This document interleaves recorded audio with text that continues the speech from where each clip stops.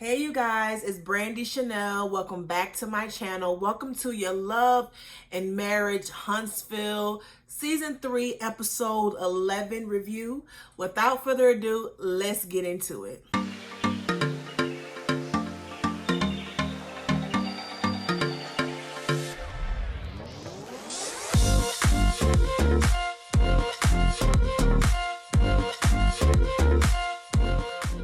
Okay, you guys, so let's go ahead and get into this episode. Listen, I have a lot to say. I was pretty much, we gonna get into it, okay? Because I got a lot to say about this whole Tish and Marceau mess. I got a lot to say about the Whitlows. So let's just go ahead and get into it. Okay, so Kimmy, so this is the next day after the big blow up between Tiffany and Destiny. This is the next day, and Kimmy is telling Maurice about it, and Tiffany is telling her husband Lou about it. And here's the thing about Lou and Tiffany. I'm gonna need for y'all. I get it. You know, they've been married before. So they can give advice. They can give suggestions because they have been there, done that. They're on their second marriage. And usually they can pretty much tell you, give you their perspective, and they can pretty much tell you what not to do, okay? They can tell you, okay, this is what I did in my marriage, and this is what the other person did in my previous marriage, and that's what made us you know, divorce or whatever the case may be. So if you're asking me for advice, this is what I would tell you I wouldn't do again, or what I would have done if I could go back in time, but whatever the case may be. So I think they can give advice. They can give suggestions. What they can't do is sit up here and act like they shit don't stink. You are not an influence. You guys have only been married for 11 months. You haven't been married a whole year. So do not in any way, shape, form, or fashion think that you can go around acting like you all are Barack and Michelle Obama, like you are the it couple, like you are the influence. So when Lou suggested that Destiny may be jealous of Tiffany and their situation because you got her own situation going on, I'm like, no, sir, your wife is messy, okay? And this thing that Tiffany does where she act like, you know, she don't know what happened. She don't know what went down. She just don't know why Destiny don't like her. It's kind of annoying to me. It's very annoying, and it's like like Destiny said in the last episode, it is that Karen shit that she does. Mel and Destiny talk about the situation with Tiffany. Here's the thing, right?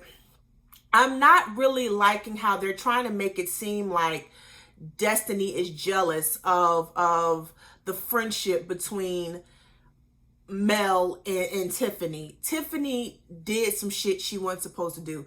Do I feel like Destiny took Tish's situation and made it her own to express how much she did not like Tiffany because of the shit that Tiffany did at her party? Absolutely. On one hand, I'm like, you know, Destiny, you say it's cold tea, but you're still mad at it. So why are we making that into something? On the other hand, I'm like, well, she's not all the way wrong. You know, Tiffany, you know, she has diarrhea of the mouth. You know, she brings up shit at the wrong time in front of a group of people that she just met. So sometimes it's not really what she says, it's the delivery and it's the timing. And while Destiny is trying to express that to Melody is always defending Tiffany, right? And you know, Melanie said, well, you know, Destiny had told Melanie that Tiffany is outspoken. Well, Melody told her, well, yeah, you are too. Yes, but there's a difference. See, I'm outspoken and I defend myself. You know, unlike Tiffany, who just kind of spills the beans. She just, you know, tells everybody else's business. So that's not fair. And, you know, Destiny had another good point. She said, you know, me and Tiffany could get to a better place if every time we're saying something, you want to come in and defend her. And that's why I'm getting, even with the scenes from next week where we're seeing Melody apologize to Tiffany about something about Destiny saying to drag her. Like, why do you feel that is your place? Why do you feel like it's your place? Why do you have to? It's something there between Melanie and Destiny. I think, I'm sorry, between Melanie and Tiffany. I think Tiffany is a producer plant. You know, she's in there to, stir up cause, chaos and confusion. And I think she's Melody's idea to come in here and cause chaos and confusion so we can get off, the whole situation between Melody and Martell. That's what I really think that it is. And I'm not understanding why she always feels the need to jump in and defend Tiffany. I feel like, bitch, if she can dish it, she can take it. She don't need you to apologize for nobody. She don't need you to sit up here and come to her rescue. She doesn't need that. She didn't need that. Well, I mean, to me is nonsensical. That's what it is. Tish confronts Marceau about, also, Tish is telling Marceau about what happened the night before, with Tiffany telling her that Lou and Marceau had a conversation and Marceau called her insecure. And she confronts him about it and said that he feels like she is insecure within the last, year or so. She's not insecure, but she's had some insecurities. And then Tish proceeds to tell him, yes, I have had some insecurities. I have, with everyone, with the rumors, about you having a baby, having a side chick, that would make anybody insecure. And she's not wrong. She's not wrong. I can definitely see how she would, become insecure about her marriage to her husband. The rumors and his behavior towards her does not help. And I have so much to say about Tish and her husband. And Marceau, that asshole. Marceau is an asshole. Okay, he's an asshole. He's a dick. And I'm so, I be watching this show and I be like, Tish, bitch, if you don't wake the fuck up and curse this motherfucker out, if you don't get in his ass and be the bitch that I know deep down inside that you are, you from Alabama, we both from Huntsville, Alabama, so I think you should be able to express yourself the way you should be without being controlled, without being so timid. And that's what frustrates me. More than her being messy sometimes, more than her, just being, she's so passive when it comes to her husband. She's so passive. And that's what really irks me about it, because he knows how to manipulate Tish. So they're talking and she says, with the rumors and family members saying, are you sure, Tish? Are you sure? He never really says that, what he flipped that whole conversation into saying, well, would you take finance advice from them? Would you take business advice from them? So why even take marital advice? Quietus has kept giving Marceau's history and his current state of where his business is currently. Let's just be honest right here. Marceau, half of your staff just left. Out of black. Half of your staff is just left. And Quietus has kept Jalen got one foot out the door right now. Okay? And not only that, since you the head of the goddamn household, didn't you take your family through bankruptcy? So I wouldn't take marriage advice from Marceau. I wouldn't take business advice from Marceau. And I damn sure would not take money advice from Marceau. Okay? Because his history is not looking too good in those areas. Okay? While he talking about he head of household, I'm gonna need you women to wake the hell up, okay? When you find these men, especially in the South, because I see it a lot in the South, who want a woman just to stay home and cook and clean. It's what they're doing to control you. It's a form of manipulation, okay? I want you to stay home so I can confine you to the house while I go out and do all my fuck shit, okay? To me, and we're going to get more into it, I was so annoyed with him. I was like, damn, motherfucker, she done did all of this and you can't get your ass up there and say nothing. I mean, we're going to get into it. But it's like, as the head of the household and blah, blah, this and blah, blah, and, blah, blah, that. And, he asked Tish, what can I do to help you not be insecure? And she says, spend more time with the family. You know, I shouldn't have to go out here and do trips with the family and you not even here. Okay, and he says, as head of household, you know, I have to grind. I'm out here, you know, trying to, you know, establish some generational wealth. And, you know, sometimes it's not just because I don't want to be with my kids. It's because I'm out here making sure that our future is secure. I can appreciate that if it wasn't Marcel. Like, I'm sorry, like whenever you get to, it's never going to be a point where he is stable enough in his business, in his, you know, in his work life, where he is going to want to spend time with them kids, and he's going to regret it, because by the time he so-called sit his ass down somewhere and he gets to the point where his work is working for him, them kids are going to be out. They're going to be teenagers. They're going to be in college, because I know that son, and he's in their son is in the 9th grade, ain't they? So that son, as soon as he hit sophomore, junior year, he ain't gonna want you to do neither one of his parents. He gonna want to be out with his friends, and he's not gonna even have the kind of relationship with Marcel, because Marcel was never there. He was never there. He did not want to spend time with his kids, and we already know from season 1 he has kids that no. Tisha has kids. He just so happens to be their daddy. Y'all remember that shit he said? Y'all remember that, right?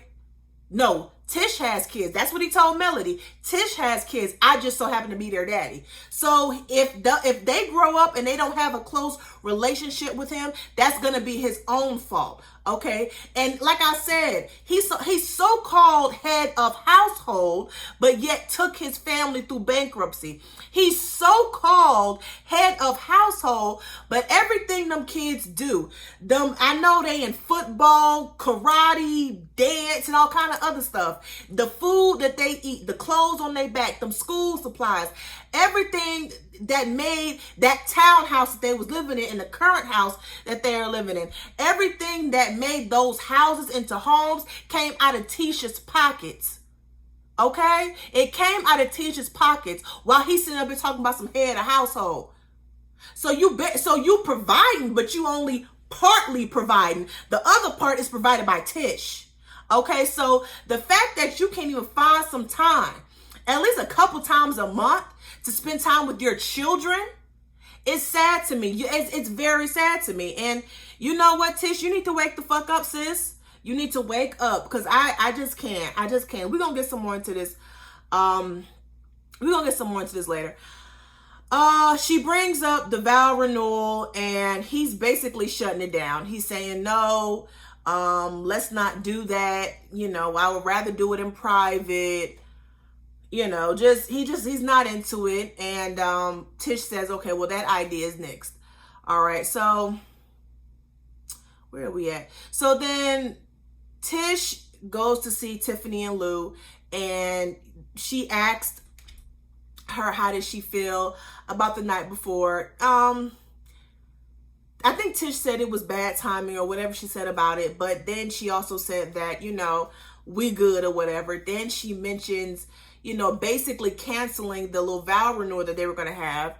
And Lou and Tiffany was like, go ahead and do it. Go ahead and do it. So they're trying to convince her to do it, even though she's already said that Marcel don't want to do it.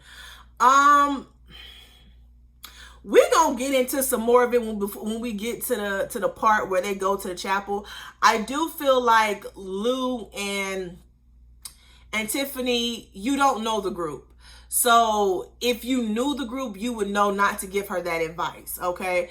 Because the group knows that Marcel says no to something, he means no. He's not gonna do it. He don't give a fuck if Tish is sad about it. He don't give a fuck if this will make his wife happy. He don't give a fuck if she begged him to do it. He's not going to do it because he don't give a fuck. He don't give two shits about Tish and her feelings. He don't. So if y'all really knew Marcel like that, y'all would not have suggested. That's why it's a good idea to, when you're a new person into a group, to sit back and observe the dynamics of the group and not just throw yourself in there because you're making these assumptions, these suggestions, and Tish is just, I don't know. She's like in the wind. Like, girl, you know your husband does not want to do that shit. So, like, I don't know why Tish, like, Tish, you been giving me a fucking headache, sis. You been giving me a fucking headache. Girl, what you know what? I would just have been like, y'all, listen, we ain't going to that goddamn chapel, okay? He ain't doing it. Y'all know Marceau, he ain't finna do that shit. So what we gonna do is, we gonna go, I think the damn restaurant was in a casino. So I was like, listen, we're gonna get cute. We're gonna do a little gambling, and then we're gonna go to dinner. We're gonna salute and all that other shit, and then we just gonna eat and come back home. This is our last night. We ain't got to do all that extra shit. To me, I don't understand why Tish just didn't go that route. But, girl, whatever, sis, whatever. What else happened? So, they are on the bus, honey, and everyone looks good. You know, Maurice and Marceau, they just do a little tidbit here and there. You know, black and gray suits. And you know, Martell got to be the fashion forward one, honey. He got there on this extra tight suit or whatever, and he got the chesticles out. He got the breasts, the big old bitties out. You know, open shirt. I thought Mel looked nice. I don't know how I feel about her hair. I think it's cute, but something off about it. But she looked nice. You know, Tish looks nice. Tish, beautiful body, beautiful dress. Makeup was beautiful. Hair was beautiful. Destiny looked great. Tiff, where was you going, honey? Was you going to church? Okay. Where was you going in that floral and that white? It looked like you just threw something together, honey. I'm going to need you to come better. You know what? I'm going to let you have it because this is your first season. Okay. This is your first season. And Quietus is kept on their first season. They didn't always have it together. But next season, I'm going to need you to get you a stylist. I'm going to need you to get you a makeup artist, honey. I'm going to need you to get a hairdresser because that hair don't be curling like you want it to. But that's what I'm going to need for you to do. I'm going to need you to get it together next season. I'm going to give you and Lou a pass this first season because Lou, I don't know, the suit wasn't fitting the way it needed to be fitting, but you try. You look better than your wife. But next season, I'm going to need y'all to, you know, zhuzh it up a little bit. Just zhuzh it up a little bit, okay? So we all on the bus. And Mel brings up Destiny and Kimmy getting a lap dance. And Destiny is like, you know, Kimmy and Maurice is too happy about me getting a lap dance, especially Maurice. He over there, he laughing. I'm like, Destiny, like, these people do not want you. Like, Destiny is a beautiful woman, don't get me wrong, but it's like this whole everybody wants me attitude is like, ma'am, you are very attractive, but you may not be everybody's type. So I'm just like, girl, get over yourself. Like, get over yourself.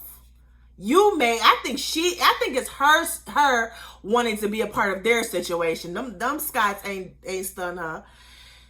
And okay. So at some point someone asks Marceau, like, where are we going? And he goes, ask my assistant, and he's referring to Tish. And I'm just like, did this man just call you his assistant? He just called you his assistant.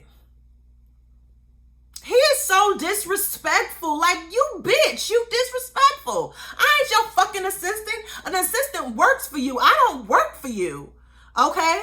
Head of household while I'm paying half the shit. Get the fuck out of here, Tish.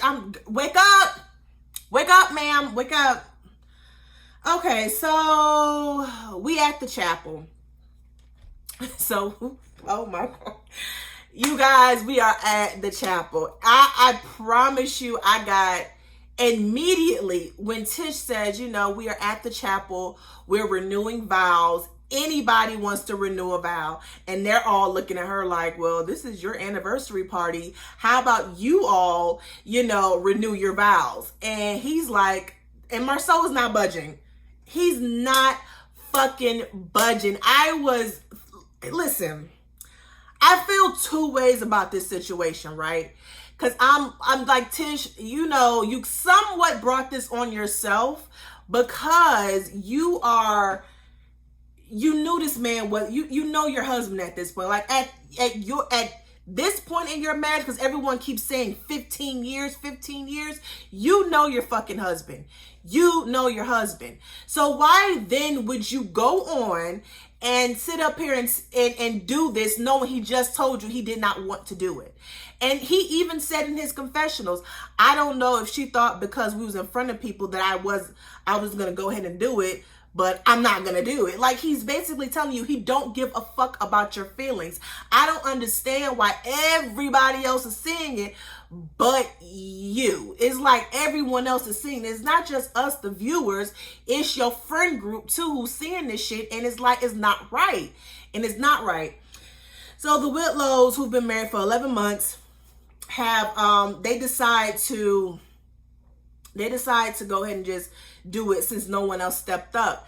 And I feel like they did it because they felt how embarrassed Tish was. Like, I don't give a fuck what Tish says. I don't. She was hoping that if she went along with the plan, that Marceau would budge. I don't give a fuck what she thought. I don't give a fuck what he said. She was hoping that doing it in front of everybody, he would budge, and he did not. He didn't. And then when it came to the part where, you know, Mel didn't really make suggestions. She was like, dang, she was, you know, whispering to Destiny and, you know, telling Destiny like, damn, he can't even, you know, publicly profess his love to her. You know, she done did all of this. And you know what I'm saying? Like, he wouldn't even do that. And to me, it's like, okay, you don't want to renew your vows. You don't want to renew your vows. I get it. Your wife had no business to bring you here. I get it. But to not even get up on the damn podium or wherever they was, whatever you call it, and to say to my wife, thank you, babe. Thank you for being with me through the tough times. You know, thank you for being with me while I took our family through bankruptcy. Thank you for being with me as you raised our children, made our house into a home, being there for me as I went out and did the work and do my work. Thank you, hun, for being my better half. Okay? Thank you, hun, for having my back. He couldn't even do that. And to me, it's like, I don't want to hear this. Maybe he didn't want to do it publicly. He kept saying that he wanted to do it. They made a plan to do it on their 25th year anniversary. Let's be clear, okay? I don't believe they planned that. I believe that was his idea and Tish agreed to it. How do we know that? Because that's the history of that they have on this show. He'll say, we'll do it. We're doing this. We're doing that. And Tish be like, okay, Marceau. Okay. Like that's just the history of the shit. Okay. He could not even budge, knowing that his wife is not in a good place in their marriage. She feels like there is something missing in this marriage, and he refuses to budge. He refuses. And that's what bothers me about this whole situation. Because not only do you sit up here, you have no problem calling her an assistant. You have in front of everybody. You have no problem sitting up here saying she's insecure to your boys, to the group. And you have no problem sitting up here embarrassing her to the group publicly all the time. Last episode, when they was playing a game and they asked, you know, who in here is happy in their marriage, and you didn't take a sip thinking you was joking. You have no problem embarrassing your wife in this group, but you take issue with trying to profess your love publicly to your wife. You don't give a fuck about your wife's feelings. It's either your way or the highway. That's why it's bullshit that he's saying I take it seriously. You obviously don't if you was talking to your boys about your wife being insecure. You don't take it seriously. You do not validate your wife. You don't take her feelings into consideration. You don't do none of that. You are, y'all, he got on my nerves. I can't stand some of y'all pick-me's, really get on my goddamn nerves, okay? Because there's a Facebook group on Facebook, and it's the Love and Marriage Huntsville Facebook group. And there are people, Tish brought this on herself. If you can't make him do what he don't want to do, you can't make him do. Why not? He makes her do some shit she don't want to do. I'm not understanding. Tish, I think sometimes y'all forget this when this show first started, Tish literally put her dreams and aspirations on hold to make sure that Marceau got his ass, was working and providing for his family. She was taking care of the kids and sacrificing her own shit to make sure everyone else was good. Why can't he sacrifice a little bit for his wife? Why? I'm moving on, child. I am moving on. So during this time,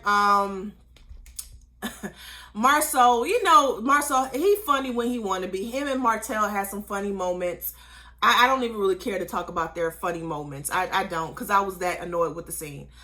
So, okay, so now we are at Gordon Ramsay's restaurant. It's in a casino, whatever the case may be. It looks really nice, or whatever the case may be. Marceau is paying for everyone's food, and then he goes into the confessional. He said, I don't mind paying for something that I want to pay for. So I guess, providing for your children things that they need, you don't want to pay for. That's all up to Tish, head of household, right? So then they all get to talking, and Kimmy is mentioning that they've celebrated Martell and Melody's 10th anniversary. I know that was like on season 1 or season 2. Yeah, it was season 1. It was season 1 when they celebrated Martell and Melody's 10th anniversary. Then everyone was there to witness Kimmy and Maurice getting married. And I think they also said something about another anniversary that was spent between Marceau and Tish. And then here go Melody. Nobody at all. Well, we won't be doing that no more because, unfortunately, we're not married anymore when there's no longer the Holtz. So you don't have to worry about that. I'm like, girl, listen, like I said, Melody and Martell are the same person. I've been saying that all season. They are the same fucking person, okay? Like, girl, it's like you couldn't just let the other couples, right? You couldn't just let the other couples be. You had to bring up your shit. Like, what? For what? For what? Then Martell says, I can see myself getting married again. I love being married. Martell, if you love being married, you would have did what you did and you would still be married. So I don't understand.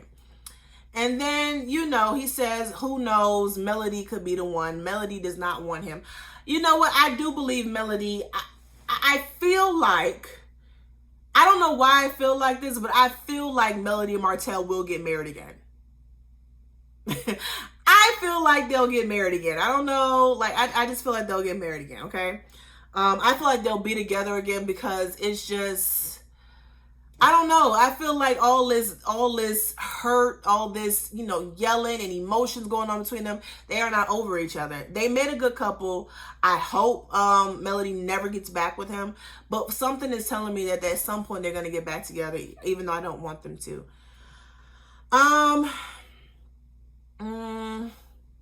So at some point, Melody brings up what Martell said about her being with another man and that he hopes that man breaks her heart.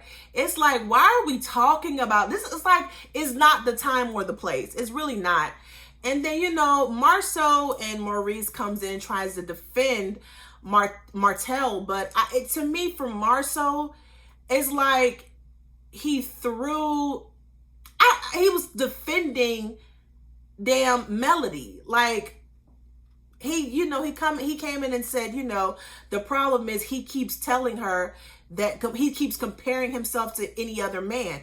That's the problem. And he got so passionate about it. I was like, damn, your wife would really love some of this passion that you're giving to Melody, but you don't give a fuck about her. So why would you? You really have a crush on Mel. And I said it. He has a crush on Mel. So, they start arguing. Okay, so then Marceau addresses Lou and Tiffany about pillow talk, saying he doesn't need to hear from his wife something that he said to Lou. All right. I feel two ways about this as well. I feel like, if we're amongst friends, if you go back and tell your wife, make sure your wife or your husband don't go back and tell anything. Usually we ain't got to worry about that with our husbands because our husbands are not gossipers like that. But I feel like with women, we're more inclined to go back. So I get Marceau's point, but then I'm also kind of seeing where Lou is coming from. And I ain't really been on Lou and Tiffany's side since they've been on here. But I kind of understand where he was coming from. Had you communicated that with your wife, then it wouldn't be nothing to pass around to the group. If it had came back around to Tiff would have been like, well, me and Marceau, we've discussed that. We're working on it. That bullshit she be doing to make it seem like her and Marceau is okay, but we really know it's not. But, had you communicated with that with your wife, this wouldn't be an issue. This would not be an issue. Do I feel like that's Lou's place to tell Marceau that? Maybe not, but was he lying? No. Okay, so then Maurice kind of tries to, kind of flame the fire, throw out the fires. I don't know what I'm saying. Throw out the fires, throw out the flames. I don't know. And he was like, how important is happiness? And then I think Melanie came back with how detrimental is depression. And Marceau says that he doesn't see happiness as a priority. It's secondary to commitment. And this is my whole thing, right? Yes, commitment is fine. That's fine. But I'm not trying to spend 15 years with my husband and I'm fucking miserable. Majority of that time, I'm fucking miserable. I'm too old for that. I'm 32. I'll be 33 in April. I don't have time to be miserable with you, okay? Yes, every day we're not going to be happy. There's going to be days where I get on his nerves, he gets on my nerves. But that should not be the everyday thing for 15 years. That should not be it. And I think people are so hung up. I think Tish and Marceau are so hung up on the fact they've been married for 15 years. But it is not about the quantity. It's about the quality. Okay? It's about the quality. Because here it is. Y'all been married for 15 years. This man is depressed. He reveals that he's depressed. Now, do I feel like Marceau is depressed? I feel like he is. I feel like there's aspects of his life where he is depressed, but I also believe that he can do something about it because you have to have the mindset of, and I agree with Kimmy, you have to have the mindset of, okay, my happiness is important and I need to get to that place. What is going to get me to the place of happiness? So then I won't be depressed anymore. And counseling can help with that, but unfortunately, he feels like he doesn't have to see a counselor. Okay? Another part of me about this whole depression thing is like a setup for the okie doke, right? Because I think it's a matter of time before we really find out, we really get some concrete evidence that Marceau is cheating on Tish. I feel like it's a setup for the okie doke, okay? Because when it comes out that Marceau is cheating on Tish, the question will be, the excuse is going to be, I was depressed in the marriage. I was depressed. And then we see on next episode, he tells her, the thing that you can do is listen. That's going to be another issue. You didn't listen to me and I was depressed. So I went out and found somebody else. I guarantee you that's going to be the motherfucking excuse if this man is ever caught cheating. And I don't understand how what's going to happen is he's telling Tish now that he's depressed and she is going to go through hurdles and flips and all kind of other shit to make sure her husband is not depressed, even though he can give two shits about spending time with you and them damn kids. He ain't budging for a goddamn thing. But I promise you, Tish is going to do everything in her power to make sure that whatever it is, I don't care what fucking threesomes and all, I promise you, she is going to go through hurdles to make sure that Marceau is not depressed. and that he stays married to her. I promise you. I promise you. But that's it, you guys. This was a long review. I just had a lot to say. I had a lot to get out, okay? And now I feel better because that, y'all, as a married woman, to see Tish go through that, and because people don't like Tish, they're siding with Marceau. It does irk me a little bit, okay? But that's it. I'm going to go up here and I'm going to watch BMF. I'm going to either do BMF tonight or tomorrow, more than likely tonight. I'm going to take my notes and I'm going to come at y'all with the review. Now, let me know how y'all, felt about this week's episode of Love and Marriage Huntsville down in the comments section. Don't forget to like, share, comment, and subscribe to my channel. Until next time, toodles.